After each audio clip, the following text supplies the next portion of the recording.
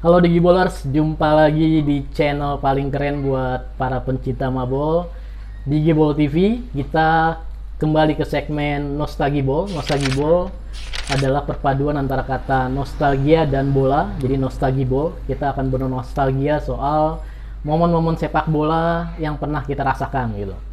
Dan kali ini gue bersama teman gue, Bung Sosa. Halo Bung. Halo, Bung Razak, halo Digibolers, ketemu lagi. Bung Sosa ini dari komunitas Green Luni, backgroundnya juga cukup malang melintang di dunia sepak bola nasional.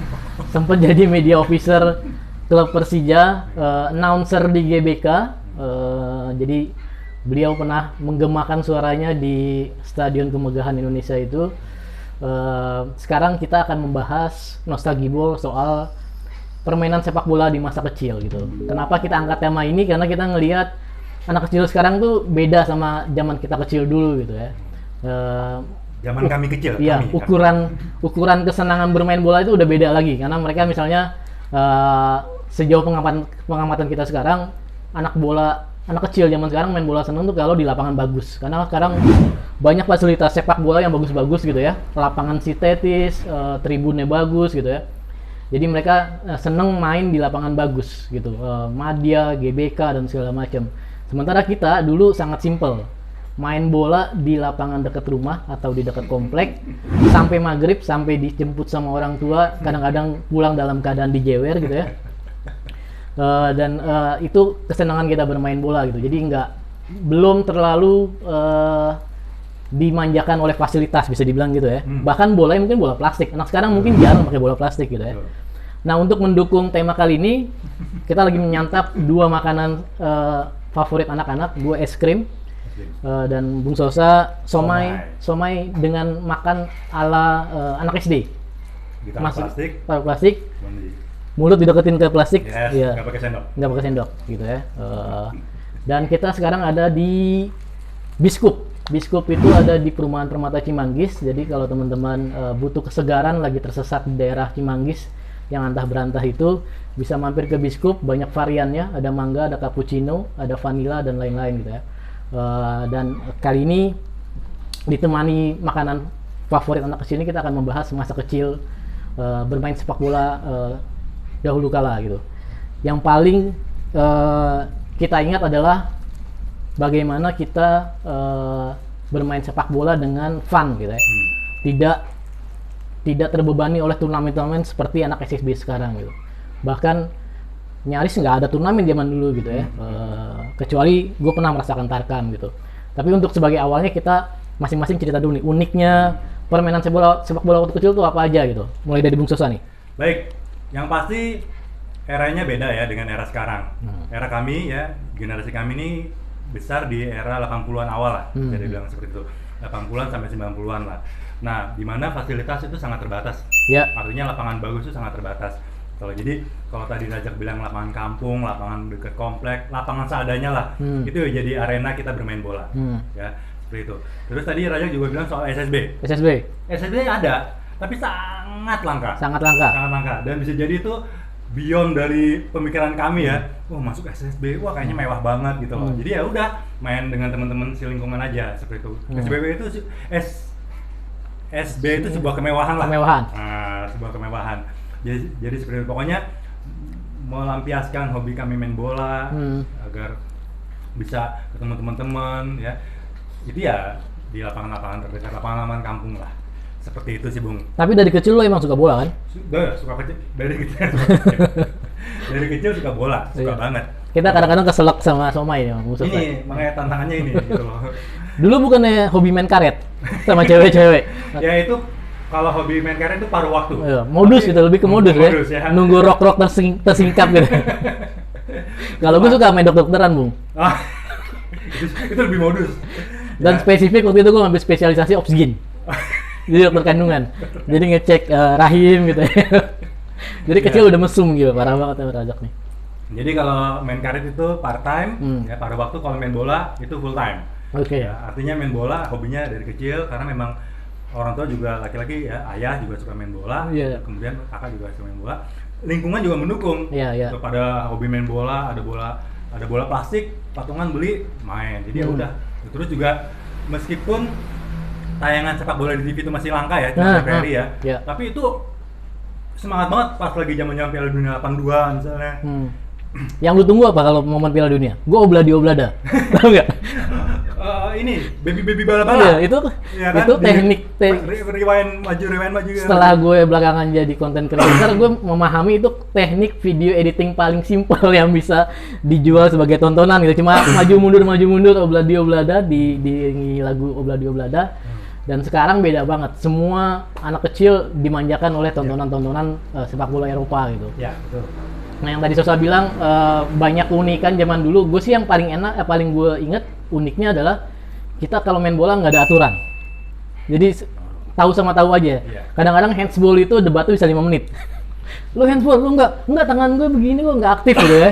Ini belum zaman VAR ya. Zaman dulu teman-teman di Gibbons harap memaklumi ini belum zaman VAR. Jadi kita nggak bisa ngeliat VAR. Jadi kalau handsball atau pelanggaran kita debat sampai yang di debat itu kalah akhirnya mengikuti pemahaman kita. Ya udah handsball daripada ribut gitu ya. Nah, yang paling unik sih menurut gua nggak ada peraturan. Bahkan gawang pun kita kan pakai batu atau tas untuk sebagai tanda lah. Tanda ujung ke ujung doang. Betul. Atasnya nggak ada. Betul. Nah, ketika bola melambung atas itu ukurannya anak yang paling tinggi padahal ya. Segini gitu. Gitu. Jadi kalau udah melewati jangkauan dari anak yang paling tinggi itu dianggap itu nggak gol. Iya. Tapi kalau masih kira-kira, tuh cuman sejengkal dari kepala, masih bisa, Iya. masih bisa. Beruntung kita berdua nggak pernah temenan sama Yao Ming ya. Kalau patokannya Yao Ming nggak pernah gol. Kalau Yao Ming beda cabang, Bu. Oh, beda cabang. Dia Cina glodok. Ya. Dia kan cabang voli. Iya. Apalagi yang unik menurut lu? Yang unik yang gue ingat adalah mungkin lu juga mengalami. Jadi ini nggak tahu ini dasarnya yang jelas bukan dari FIFA. Jadi ketika tim yang bertahan itu yang menyerang mendapatkan 3 kali corner, 3 kali corner ya. Jadi misalnya corner, terus corner dilakukan, corner lagi berturut-turut, terus corner lagi, itu penalti. Gue nggak mengalami. Nah, gue mengalami itu. Betul. Jadi ketika tim bertahan mendapatkan dihukum 2 kali corner, itu udah deg-degan tuh. Karena kalau misalnya corner lagi, itu dapat penalti tim lawan. Iya. Itu gue sekali biar dapat penalti. Itu nggak tahu. Itu kampret siapa yang bikin peraturan aneh gitu ya? Nggak tahu. Sama aturan yang paling menyebalkan adalah ada anak bawang. Jadi ketika ya itu di mana-mana. Kita pembagian tim, misalnya ada 10 orang ini ya, kita mau main 5 lawan 5. Ternyata ada lebih satu anak yang bisa jadi dia nggak jago, bisa jadi boyo dalam pengertian fisik gitu ya, obes dan segala macam, atau bisa jadi umurnya masih kecil. Akhirnya dipilih jadi anak bawang yang ikut tim yang dianggap paling lemah gitu. Dan kadang-kadang cuma jadi penggembira doang, nendang nggak pernah. Kadang-kadang figuran lah ya. Figuran, ekstras. Kalau di zaman sekarang ekstras gitu ya, menonton bayaran lah gitu. Dan itu hampir selalu ada, Bung ya. Iya. Kenapa ya? Di mana-mana. Gue main di kampung mana ada anak bawangnya. Kayaknya nggak semuanya bisa main bola, pasti ada anak bawangnya. Atau ada yang dikondisikan jadi anak bawang. Pasti ada itu. Kalau dulu ada turnamen yang serius gitu mungkin ada award, Bung. Anak bawang, best anak bawang gitu ya. Of the year. Anak bawang of the year gitu ya. Iya. Pemilihan diksi bawangnya pun kita juga agak bertanya-tanya apakah bawang itu dianggap sepele, padahal di masakan kan bawang itu penting kan? Betul, punya peran yang penting. Punya peran yang penting gitu. Mungkin kalau dibilang anak cabai nggak pantas juga, karena cabai itu kan pedes ya. Udahlah bawang aja lah, bawang masih. Dan takutnya gedenya jadi cabai-cabean. Naik motor bertiga bau matahari gitu, nggak pakai helm. Nggak mikir ya? Jadi cabai-cabean. Iya. Jadi itu hal lainnya adalah ada mitos-mitos. Nanti mungkin Sosa bisa sharing mitos yang pernah dia dengar atau dia alami. Kalau gue dulu mitosnya, kalau kan main telanjang kaki gitu ya, terus sendal fungsinya kemana? Kadang-kadang sendal dijadiin gawang, ditumpuk gitu ya, beberapa sendal ditumpuk biar kelihatan seperti titik gawang, atau ditaruh di tangan, dipakai di tangan. Sayangnya gue nggak bisa memperagakan gitu ya. Jadi ditaruh di tangan, jadi katanya mitosnya kalau pakai sendal di tangan itu lari kenceng. Gue nggak pernah membuktikan karena mungkin sprinter Madi Lestari pun nggak percaya mitos itu gitu ya, bahwa dia atletik tangannya ternyata ada sendal itu lari, makanya jadi manusia tercepat di Asia Tenggara. Jadi alat bantu ya, padahal mungkin itu jadi semacam sugesti kali ya. Jadi ya mungkin entah ada film superhero atau kartun apa ya, gimana jagoannya tuh memakai benda sendalmen feature dengan benda tuh, jadi seolah seperti itu. Nggak tahu itu juga dari mana. Dulu kan belum ada Marvel tapi ya. Marvel DC komik belum kepikiran tuh superhero yang pakai sendal gitu. Lu apa Bung mitos yang mungkin pernah ada atau pernah lu? Yang paling gue inget adalah kita tuh nggak pakai sepatu bola ya. Iya. Nah, jadi pakai telanjang kaki lah. Telanjang kaki. Nah, jadi mitosnya ada sebelum main kaki kita tuh ya, bukan kita lah, gue nggak pernah, tapi beberapa temen gue itu sering dilumurin ini Bung. Ini mistik ya? Mistik ini mistik. Jadi disiram air suci gitulah, apa gitu. Gue pernah merasakan di zaman Asmaja. Iya, ada pemain teman kita yang inisialnya FAUZI, Fauzi, itu ngasih minuman ada tulisan Arabnya gitu ya, biar menang. Terus kita kalah juga dibantai UNJ. Jadi gitu, dikasih apa? Semacam minyak kali ya, minyak apa sih kita nyebutnya, minyak kampak atau apa sih Bu? Ya pokoknya itu iya, minyak tawon lah apa gitu ya. Bilangnya minyak cimande atau apa gitu. Gue inget banget tuh, ya biar gaprakan kuat katanya. Tapi ada temen gue yang pakai itu ya sakit-sakit juga gitu. Jadi ya itulah. Itu mitos nggak penting karena menang pun buat apaan gitu kan. Jadi tadi kalau gue bilang turnamen juga masih jarang, tapi gue merasakan sempat jadi pemain tarkam gitu. Tarikan kampung ya? Tarkam tuh tarikan kampung ya? Tarikan kampung. Tarikan kampung atau antar kampung? Kalau turnamen tarkam namanya turnamen antar kampung kan? Betul, tapi ada yang bilang juga itu tarikan, maksudnya gaya kampung gitu. Oke, tarikan kampung. Gayanya kampung. Nah, gue sempat tarkam di daerah rumah gue sendiri. Dulu gue besar kecil di Manggarai, besar di Pondok Indah tentunya. Untuk menaikkan mutu ya. Jomplang banget. Jadi di Manggarai itu ada Kali Ciliwung yang kalau musim kemarau sisinya menjadi daratan yang diberdayakan jadi lapangan sepak bola darurat. Dan itu ada turnamen gitu ya. Nanti Bung Sosa akan cerita bagaimana seleksi pemain yang diberlakukan oleh panitia berdasarkan tinggi badan. Tapi yang gue mau ceritain adalah ketika pengalaman gue jadi tarkam, itu gue cuma dibayar 500 perak. Ya. Masa itu udah gede ya? 500 perak dengan dolar berapa Bung? 500 perak. Tapi yang jadi kebanggaan adalah dikenal di kampung sih. Jadi sempat jadi rebutan gue, rebutan kayak rebutan hak asuh gitu. Jadi mainnya di pinggir kali dan uniknya adalah ada ball boy yang siap berenang kalau bolanya nganyut ke kali.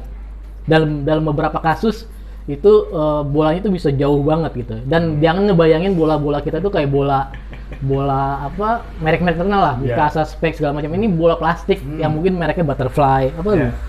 Yang syaratnya kalau mau dipakai itu dibolongin dulu di bagian matanya katanya. Matanya supaya nggak melayang. Betul. Nggak melayang, di bagian matanya dibolongin pakai peniti. Terus kita pakai bola plastik karena kita emang telanjang kaki biasanya gitu. Nah, soal aturan turnamennya lucu-lucu, nanti Bung Sosa akan cerita. Apa aja Bung misalnya Bung? Yang tadi seleksi pemain. Ya, sebelum ke seleksi pemain sedikit aja Bung soal bola Bung. Selain dibolongin tuh, ya tengahnya itu ya, itu kan bola plastik itu kan kadang-kadang cetakannya nggak sempurna ya. Iya, nah, ada yang nongol ya, ada yang nongol tajam-tajam ya, jadi di sambungannya gitu lah ya, nongol, dan itu kalau kena kaki sakit itu. Parah. Jadi diusahakan sebisa mungkin itu harus dipotong dulu tuh sedikit biar nggak tahu nimbul. Karena kalau berapa kali itu nggak dipotong itu kena kaki lumayan banget yang membekas. Gitu. Okay. Nah kalau soal sistem seleksi yang gue inget banget adalah seleksinya tidak berdasarkan umur. Nggak ada apa tentang usia ya? Ya nggak ada hubungannya dengan usia. Wajah juga pastinya enggak ya, mau cakep jelek, tapi berdasarkan tinggi badan. Oke. Jadi panitia itu punya semacam pasak gitu ya, tiang gitu ya, tiang yang dimana di bagian atasnya itu diberi tiang horizontal. Jadi antara kadang-kadang huruf T, kadang-kadang huruf L terbalik ya. Betul ya, seperti ini atau seperti ini ya, gitu. Gunanya apa ya itu? Jadi pemain yang akan main itu harus melewati pasak itu. Kalau misalnya kepentok itu nggak boleh, karena berarti dia melewati batas maksimal tinggi pemain yang harus main, yang bisa main. Lagi-lagi kita beruntung nggak temenan sama Yao Ming. Kalau Yao Ming ikutan nggak pernah lolos tuh, karena dia emang milih basket bukan bola gitu ya. Callback nih kalau di stand up ya. Benar. Nah, aturan lainnya adalah undian timnya itu kalau gue rasakan on the spot. Jadi pendaftarannya juga entah siapa yang daftarin, tiba-tiba gue dipanggil untuk ikut tim ini. Pas undinya itu beneran dikocok arisan Bung.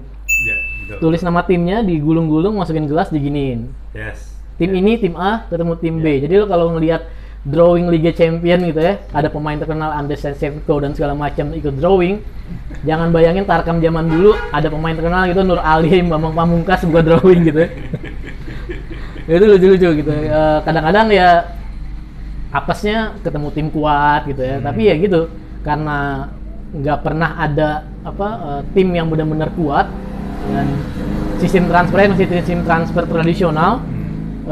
Seingat gue sih ada kayak pemilik timnya datang ke rumah gue, nyamperin ke nyokap, bilang mau ini Razak dong buat main gitu. Jadi pendekatannya ke nyokap. Jadi dulu nyokap gue agen pemain. Jadi Minola agennya Pogba tuh. Agen Pogba. Minola Raya itu dulu nyokap gue gitu, yang berfungsi entah negosiasi gimana, tapi kan lo tau sendiri kan kalau nyokap nawar, Bung. Harga 5.000 bisa jadi 500, tapi ini sebaliknya ditinggiin gitu. Apa lagi, Bung? Ingatan lu soal sepak bola masa kecil? Sepak bola masa kecil, tadi gue lupa di awal udah sebutin dong. Kita tuh durasi mainnya tuh nggak ada waktu yang pasti gitu. Kalau sekarang udah pasti ya 2 kali 45, atau kalau misalnya level SSB itu 2 kali 30 atau 2 kali 15 seperti itu. Itu enggak. Jadi batas peluit panjangnya itu pada saat azan maghrib. Azan maghrib itu. Azan maghrib. Tapi gue pernah terjadi perdebatan, Bung, gara-gara azan maghribnya ada beberapa masjid. Pakai yang mana nih? Iya, masjid yang pertama udah azan, yang kedua belum. Kita berdebat lah, apakah mau pakai yang masjid NU atau Muhammadiyah nih gitu. Tapi benar, ada yang lebih unik lagi.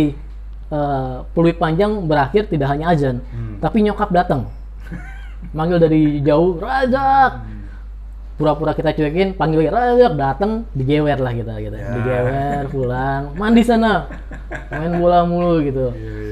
Itulah unik-uniknya yang mungkin yang pasti nggak akan dirasakan anak-anak sekarang gitu ya.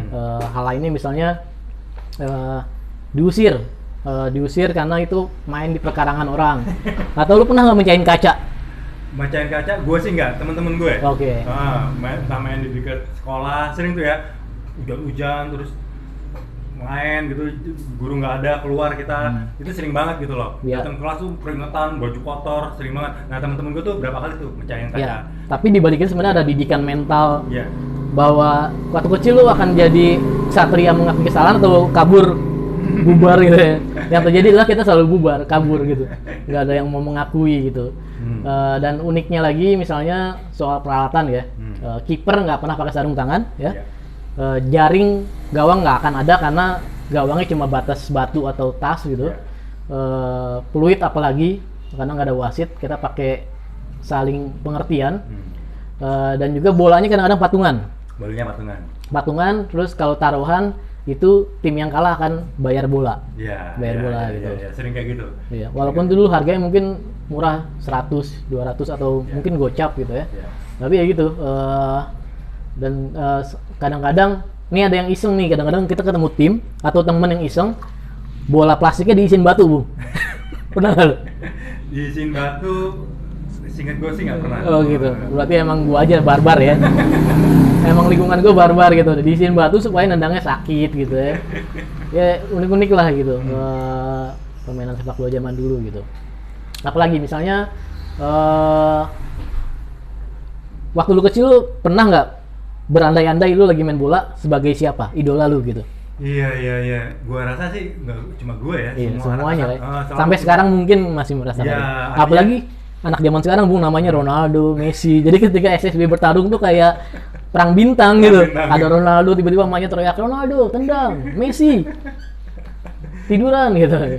Iya. Lu dulu pernah berandai-andai gitu? Iya, jadi membayangkan ya zaman gue kecil berarti yang paling terkenal Maradona, Alan Budi Kusuma, pindah cabang lagi, Maradona, Platini, ya kan, Johan Cruyff, terus kemudian ya Gullit juga mulai masuk tuh ya, mulai SMP lah ya, itu udah mulai masuk. Jadi membayangkan gitu loh, apalagi malamnya habis ngeliat siaran langsung, terus besok sorenya gitu berarti kan masih ada euforia ya? Ada euforia gitu. Jadi wah, membayangkan gimana sensasi nendang bolanya, terus selebrasi. Gua rasa semua. Iya. Lu siapa yang sering lu bayangin waktu itu? Ya Maradona ya. Maradona sama sih. Karena eranya ini kita kan 86 itu 82-86 tuh eranya keemasan ya Maradona ya, dengan ya. tangan Tuhannya gitu ya. Apalagi yang gue inget ya, misalnya Taruhan ada nggak taruhan lo? Ada. Tadi kan bola, tapi bener-bener taruhan artinya nggak cuman harus bayar bola gitu loh, ada nggak? kalau gue yang taruhan orang yang nggak main. Biasa Oh, orang yang dewasa, main. orang Oh, dewasa, ya, orang yang ya. nggak main. Jadi di luar lapangan ya? Oh, jadi Oke, dia oke. orang yang nggak main. Kadang-kadang mereka kalau menang satu tim itu ditraktir. Iya. Beberapa Ditraktir. kali kayak gitu. Iya, betul. Ditraktir. Lu pernah taruhan timnya? Timnya taruhan beberapa kali seingat gue. Berdosa biar sekali semangat ya. gitu Oh. loh. Waktu kecil nggak mikirin dosa kita. Jadi Itu nggak fun. motifnya bukan untuk perjudian, bukan apa gitu, Iya. lebih kepada untuk seru-seruan. Iya. Seru-seruan yang murah meriah lah gitu ya. Antar tim, 2 tim yang main itu taruhan, yang menang dia dapat uang dan Iya, itu kan wah kayaknya seneng banget gitu. Buat apa? Ya buat beli es, buat beli makan gitu, es Orson waktu itu namanya. Orson. Itu udah seneng banget gitu. Sastra loh. Parila. Seneng banget gitu. Tapi di mungkin luar- mungkin ada temen lu sekarang ke bawah-bawah judinya sampai di Las Vegas mungkin sekarang. Kenapa kamu sering ke Las Vegas? Karena dulu waktu main bola sering main judi gitu. Ya, Dan lu gitu. sempet ngerasain nggak taruhan ketika Piala Dunia? Oh iya, Satu kampung, iya, bikin iya. tulisan, Iya, itu bikin juga. tabel, Iya. Razak megang siapa, skor berapa gitu. Iya, sering kayak gitu juga sering ya. Itu kayak semacam ritual tahunan ya. Ritual tahunan. Nah, Piala Dunia 4 tahun sekali ya dia. 4 tahun sekali. Jadi, kapan lagi nih seru-seruan? Lagi-lagi motifnya buat seru-seruan. Iya, gitu. iya. Ada kepuasan tersendiri ketika tim lo kalah, tim gue menang gitu. Tapi ketika otak judi menjadi tabiat itu kadang-kadang mereka bikin kreasi, Bung. Tidak hanya siapa yang menang, siapa skornya, tapi kadang-kadang kick off pertama siapa? Betul. Kipernya belah pinggir apa belah kiri? Segitunya. Hal-hal pokoknya yang bisa jadi celah untuk jadi ajang taruhan gitu loh. Itu addicted sih kalau itu udah addicted. Siapa yang dapat corner pertama, lemparan ke dalam, siapa yang dapat kartu kuning pertama segala macam gitu lah. Pemain nomor punggung ganjil atau genap yang cetak gol ya kayak gitulah. Satu lagi sih yang gue ingat adalah jumlah pemain nggak pernah baku ya. Jadi Betul. siapapun yang ada di situ kadang-kadang bisa 20 dan 20 gitu. Iya. Dan kita bingung teman kita mana. Iya. Dan dulu belum ada WhatsApp grup, jadi kalau janjian janjian gimana caranya, Bung? Kita datang ke rumahnya teriak, Sosa main bola yuk gitu kan. Bola yuk, benar. Sosa lagi tidur siang, tapi kan ini malam, Bu. Iya, belum bangun-bangun gitu. Iya. Jadi bukan kesebelasan namanya ya. Iya. Tergantung jumlah pemain, Iya. bisa ke 12-an, ke 15-an, Ke 20-an. dan Rajak bilang ke 20-an, Iya. tergantung jumlah pemain yang ada. Jadi pokoknya tuh, seru-seruan aja. Seperti itu. Jadi ya, tadi Rajak bilang ini adalah momen-momen memori ya, kenangan ya kejadian yang kita alami dan gua rasa anak-anak sekarang Nggak tuh ada nggak ada ya. nggak Anak ada. sekarang tuh udah dimanjakan tanda kutip oleh keadaan, oleh fasilitas. Dan bahkan anak sekarang udah mindsetnya udah karir ke Eropa, karena udah niatin dari keluarganya ikut SSB yang bagus Iya. supaya diorbitkan ke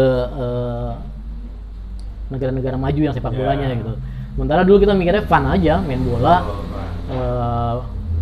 pulang capek, besok Betul. main bola lagi gitu terus aja. Olahraga Gitu. ketemu teman-teman ya kan, jadi medianya olahraga main bola dan itu seneng banget itu kepuasan tersendiri, murah meriah lah, murah meriah. Nah, masih dalam rangka mengenang sepak bola masa kecil, ada satu lagi event yang mungkin kita nggak akan terlupakan, Bung. Namanya dulu kelas meeting. Kelas meeting di Kelas sekolah. meeting. Ini di sekolah. Gue Ya? dulu cukup lumayan jadi andalan di SD gue.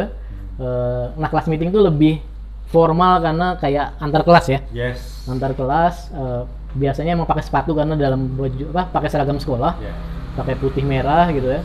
Dan tensinya lebih tinggi karena biasanya gitu. Di atas memperjuangkan nama kelas nih, membawa nama kelas. Ya kan? Salah satu kejadian nggak terlupakan gue adalah gue dulu SD di Menteng Atas. Ketika main bola di lapangannya di pinggirnya ada bakaran sampah, nabun namanya. Nabun. Bakar sampah. Bolanya gue tendang jatuh ke sana, gue ambil lagi. Gue nggak lihat kalau itu masih ada bara. Gue tendang di sundul teman gue bonges sampai sekarang. Sampai sekarang jadi ada tandanya. Ada. Oh. Tidak terlupakan. Gue hampir tanda tangan di bongesnya itu nggak jadi. Namanya Wahyu, gue inget banget. Dia anak Created by Raza. pasar di Menteng Atas. Gue Siapa tadi namanya, Bang? Wahyu. Wahyu. Ya. Seandainya menonton Iya. di Gebal kali ini. Kita hadirkan Wahyu gitu ya, kayak di TV-TV gitu ya. Itu sih kelas meeting. Kelas meeting mungkin sekarang udah nggak ada kali ya? Atau ada? Masih ada karena berapa pekan lalu Mungkin istilahnya beda kali. istilahnya beda Oke. ya, semacam ajang apalah, ada momen mungkin 17-an ya seperti itu. Jadi pertemuan antar per apalah itu per kelas sih gua kalau gue. Iya. Per kelas dan itu biasanya ajang show off untuk menunjukkan kebolehan lu di depan gebetan gitu. Gaya kan, wih gocek gitu di depan gebetan.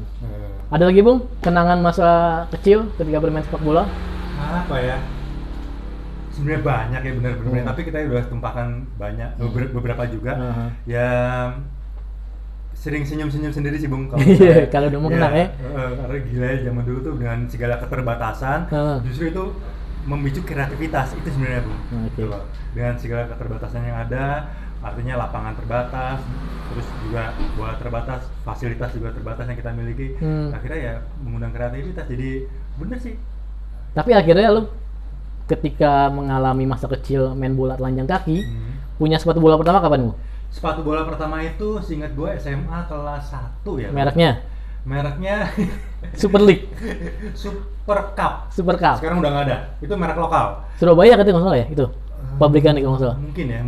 Yang jelas dia itu sok-sok tanda kutip nyaingin Adidas. Stripnya nambah 4. Oh, Adidas kan stripnya 3. Dia 4. Gitu. Artinya lebih maju dari Adidas. Dari jumlah strip kalah Adidas. Super Cup masih inget banget. Seneng banget tuh Super Cup. Sempet juga Xiongfu sih Bung. Xiongfu.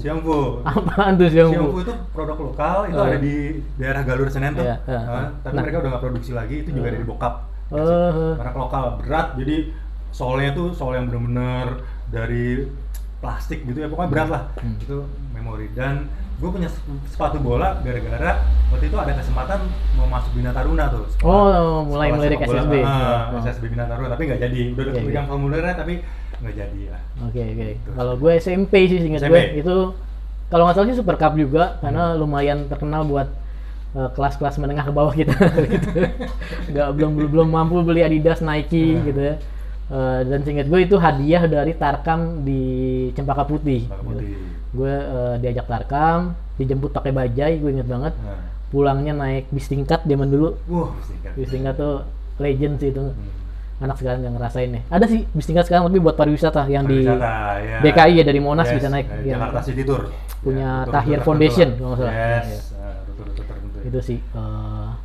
Oke, itu aja kayaknya kenangan. Kalau di Giballers punya kenangan juga yang seusia kita gitu ya, atau seusia yang mungkin bapaknya di Giballers yang jauh dari kita gitu usianya, bisa komen di bawah. Jangan lupa subscribe, like, and share sebanyak-banyaknya konten-konten dari Giball TV. Kita ketemu lagi di segmen-segmen Nostalgia Ball berikutnya. Ciao. Thank you.